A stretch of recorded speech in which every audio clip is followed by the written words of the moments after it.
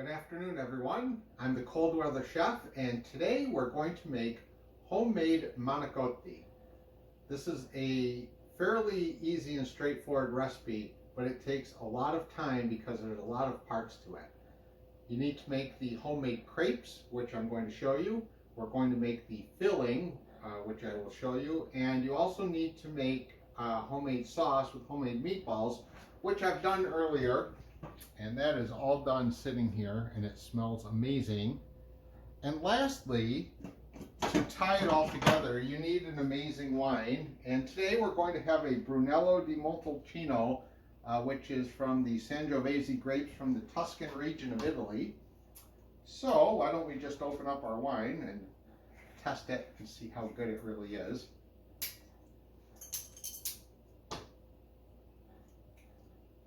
So far, so good.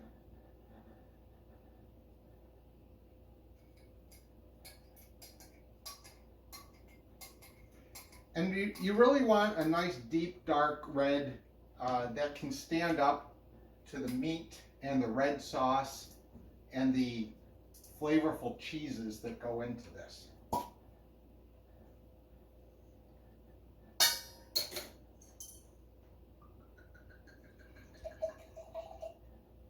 Give it a swirl.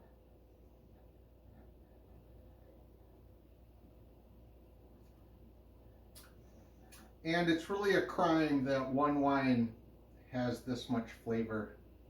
So this is an excellent choice to stand up to the heavy meats and sauces. So I'm going to put that aside for a few minutes, and right now we're going to start with a filling. And the filling of the manicotti is going to be a mixture of sausage and ricotta. So we will take the sausage and I'm going to fry it up. So we're going to take sausage that we just bought at the supermarket, and we're going to take the casing off. We'll just get a sharp knife and slice it down the middle. Casing comes off. And we'll do this for several of these sausages.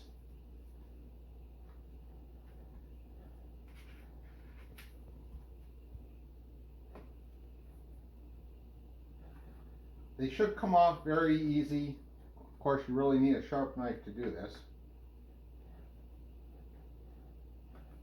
And I'm not really sure how much I'm going to put in. I'm going to make 8 links.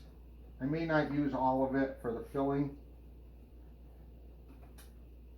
We'll play that by ear, and I'll finalize a recipe when I post this. All right, just 2 more.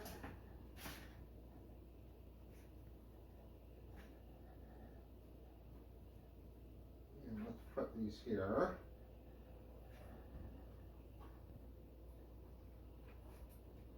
One more, give me a little room on this cutting board.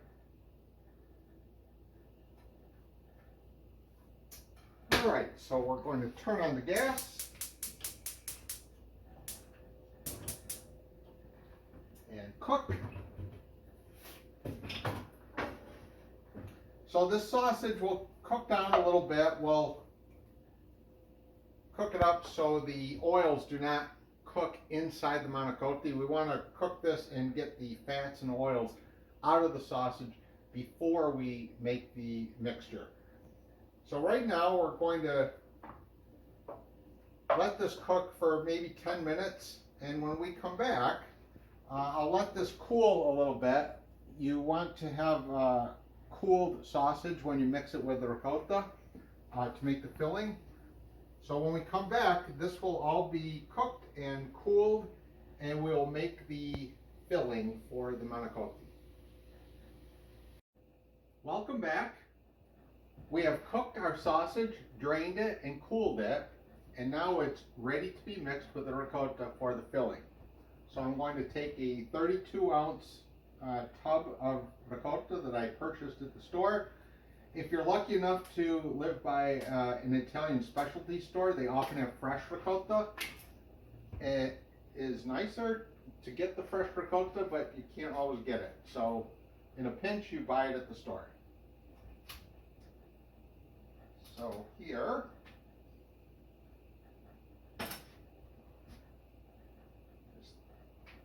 32 ounces.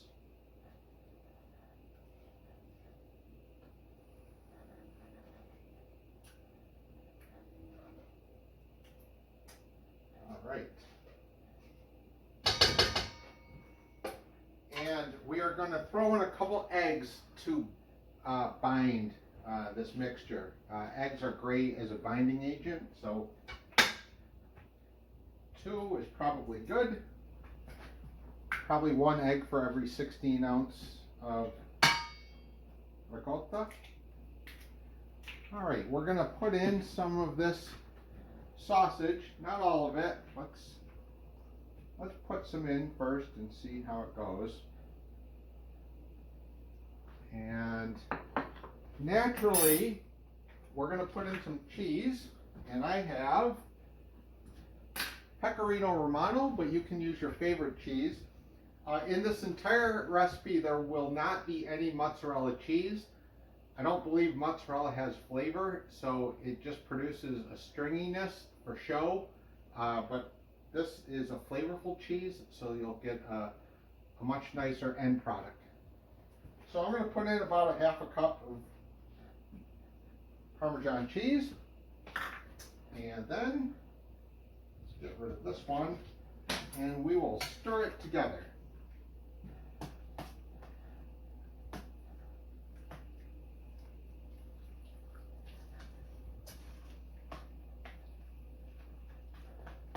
And you can see it's looking really good.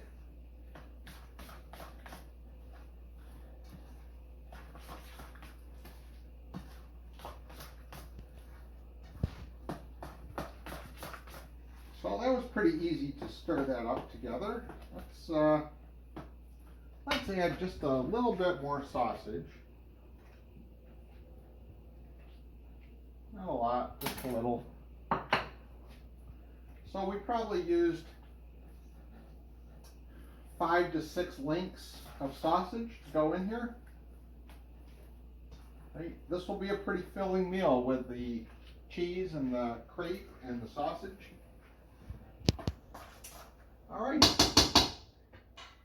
and this is going to be the filling for the crepes. So we're going to put this aside for now, and now we will work on making the crepes from scratch. We're back, and we are ready to make the crepes. So it's been pretty exhausting so far, so I think I'll try this wine again.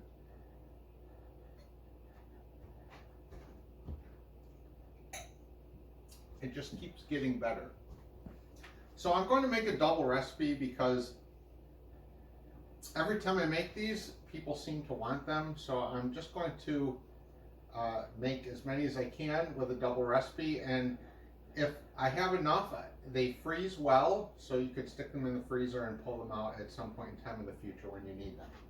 So a double recipe is going to be 3 cups of flour. I'm actually going to make these gluten-free today. With a cup for cup. It should turn out exactly the same. You wouldn't even notice that they were gluten-free. So we'll go with 3 cups of flour. There's 1.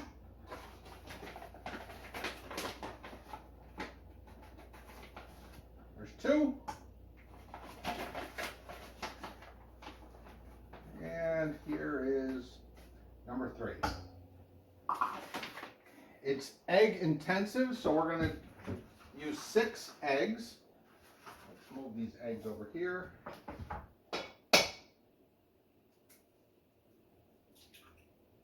1, 2, 3, 4,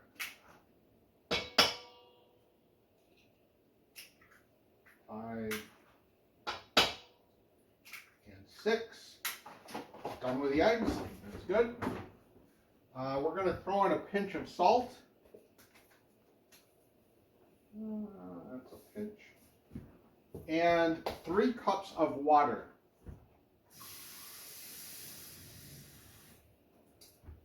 One,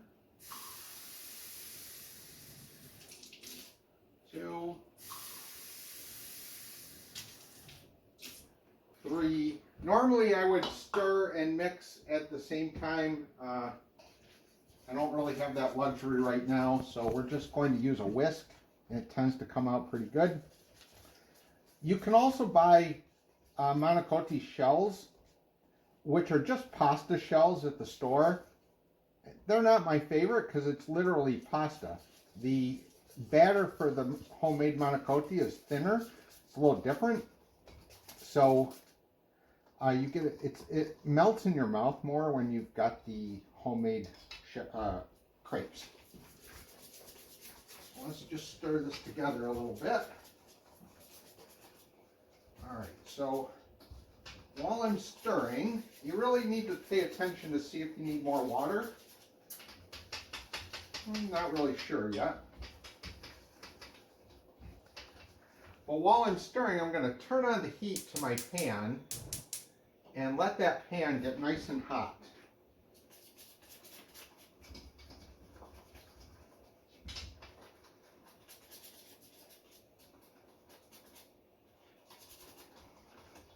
And we're almost ready to start cooking our first one.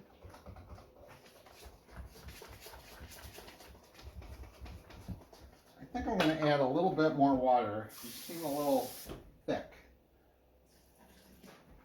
Be careful because the water goes a long way.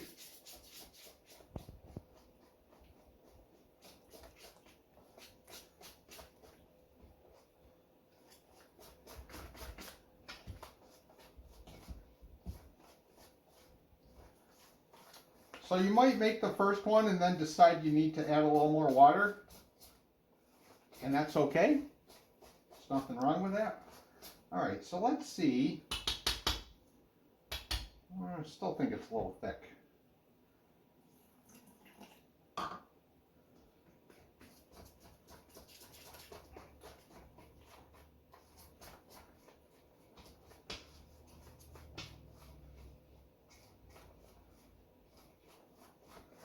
All right, I think I'm starting to like this.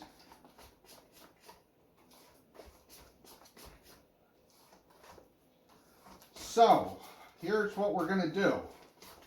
We're going to take our batter and move over to the stove. I have a spoon, just pick a spoon that you like. We're going to put some butter on our heated pan and it will sizzle. Well, the idea is it better sizzle. There it is. Maybe turn this down just a bit. And then we're going to put a spoonful of batter in the pan.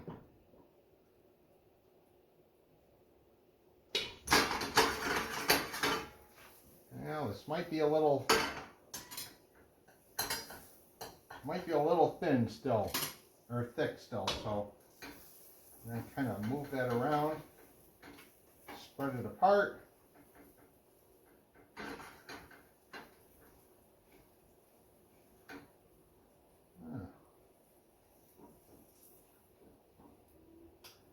All right, so I'll add a little bit more water later, but these are going to cook, and you do not flip them. You just let them cook, and you can tell that they look a little wet right now on the top.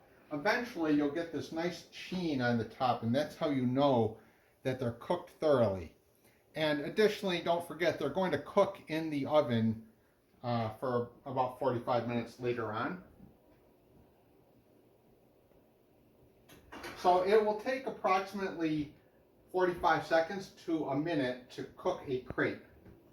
And we have a good number of crepes, so it's going to be a while.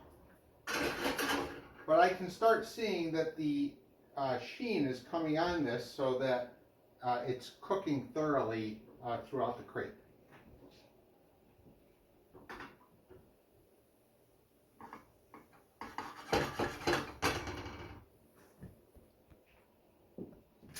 I think this first one is done. So we're going to put it on our pan. And it's going to take some time to cook the rest of these, and I'm not going to show you every one of them. So when we come back, I'll have all the crepes cooked, and we'll fill them and put them in the pan and throw them in the oven. So we'll be back in a few minutes. All right, I didn't really like that first crepe that we made, so I went and added some more water to the batter, and I ran a test one through, and I think we're good now. So we're going to repeat the same process. Liberal amounts of butter. Butter is part of every recipe. Yeah. Make sure we don't burn the butter, but it needs to coat the pan. I'm going to get a big amount of a spoonful. And what will happen is it will look shiny as you're looking at it now, and as it cooks without flipping, the surface will turn matte, and that's how you know it's done. And if you look at the first one we've done, when you touch it, you don't get any residue on your finger. That's how you know it's done. So this will take approximately 1 minute to cook. I'm liking these a lot more, and we probably are going to make about 30 of them, so it's going to take a while to make. And while that's happening, we'll take a break and come back and assemble everything, and we're almost ready to eat. We are close to the finish line. We're ready for assembly. So we're going to take the homemade sauce that I made earlier, and we're going to line the bottom of the pan with a little sauce, because you always want a little liquid at the bottom of the sauce. Not a ton, just enough to give it a little coating. We'll set that aside. We'll take our crepe that we made earlier, and we'll take a little filling, put it in here. We'll fold the crepe in like a cannoli and put it in there, and we'll take a toothpick and put the toothpick right in the center. And then we'll repeat the process.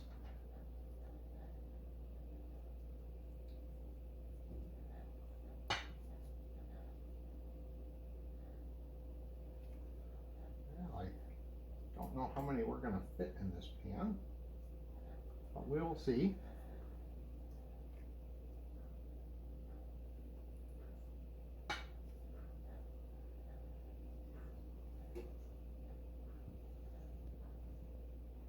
That's 3. That's the 4th one. A little more.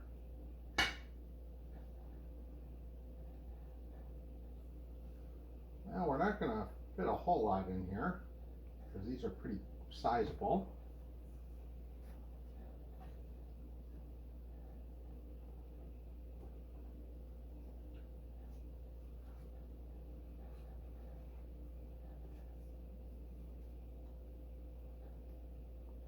And that's I guess we get 5. So now we're going to cover with sauce again, because the sauce is the magic that makes it all happen.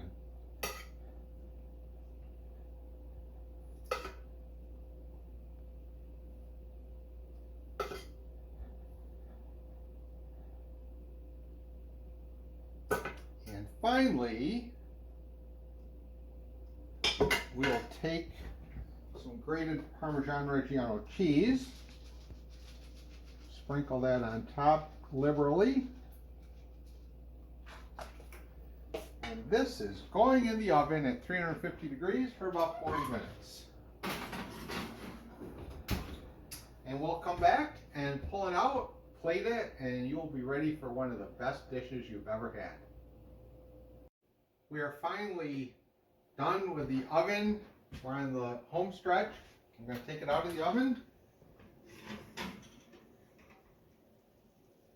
And as you can see, it looks absolutely amazing.